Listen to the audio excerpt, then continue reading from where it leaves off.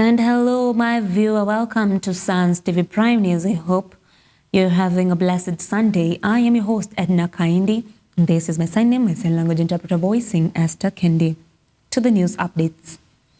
The Ministry of Education has announced an extension of the grade 10 admission deadline for learners entering senior secondary schools. The new cutoff date is set for Wednesday, 21st January 2026, giving students and parents an additional time to complete admission formalities. The extension aims to support the government's goal of achieving 100% transition from junior to senior secondary education under the competency-based education system.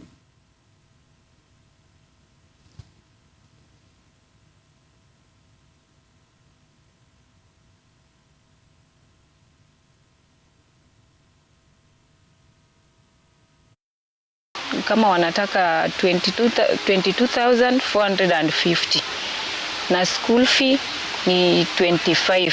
Sasa hii ni kutafuta tu mjengo, na mjengo ni ukienda ni 400. Si feel poa juu naona wenzangu wananiacha nyuma. Tulikuwa na minister kama yule aliyekuwa mwenda zake Magoa, angeingia mpaka kule kichakani kujua ni shida gani ambayo wazazi wanapitia, ambaye kwa sasa hatuoni. Kazi yenye nafanya hata hiyo 80,000 nikiangalia, hata nikipewa tu miaka moja sioni kama naweza pata. Kusema ukweli sioni. And away from that news update, we have opposition leaders and education stakeholders have called on President William Ruto's government to prioritize the complete transition of learners through all levels of education up to university. They urge that ensuring 100% progression rate will allow education to achieve its intended purpose of equipping students with knowledge and skills for personal and national development. Stakeholders emphasize the need for policies that remove barriers to learning, including financial constraints and infrastructural gaps, to guarantee that every learner has the opportunity to complete their education journey. Nothing when you give of your possessions. It is when you give of yourself that you truly give. It is the county's responsibility to ensure every student, whether you can afford or you cannot afford, should go to school. Nobody should be sent home because of fees. Mimi na changamoto mingi katika shule ya Magina, na nimefika hadi nimefanya grade ya 9, nimefaulu na pointi 55. Sasa nawaomba yote mwenye akona roho njema aweze kunisaidia nimalize na masomo yangu. Baba yao ndiye alikuwa tunategemea baba yao, lakini alikufa. Sasa hivi hatuna kitu chochote. Sasa amefanya mtihani wa 9.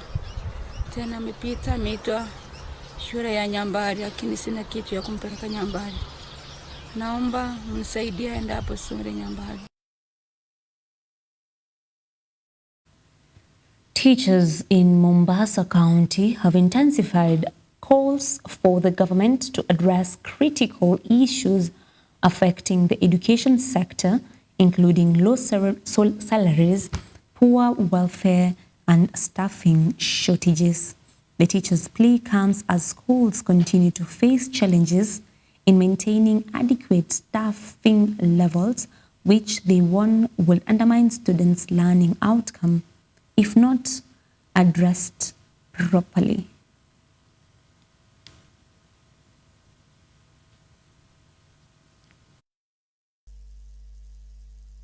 Exercise inaendelea vizuri, uko calm, na tunatarajia tupate viongozi bora. Masuala ni mengi sana, hasa ya salaries.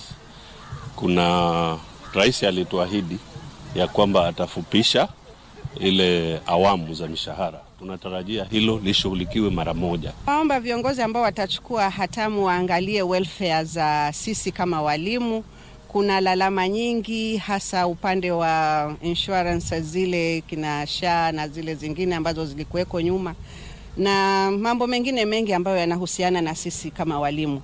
One of the major challenge in JS, wacha niongelee JS because I come from JS, is a shortage of teachers.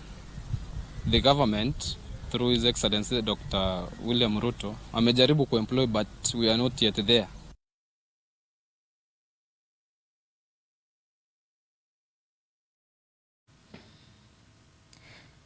A group of Mombasa-based benefactors has provided scholarship totaling to over 1 million shillings to support talented students from underprivileged backgrounds, and the initiative aims to improve access to education and preventing school dropouts.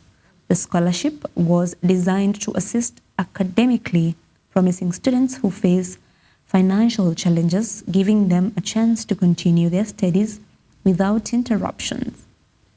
Organizers emphasize the importance of investing in education for community development. In a related story, a family from Bomachoge, Borabu constituency have applied for an urgent support to cover secondary fee for a bright grade 10 student. The family says they are struggling to raise the necessary funds despite the student's strong academic record.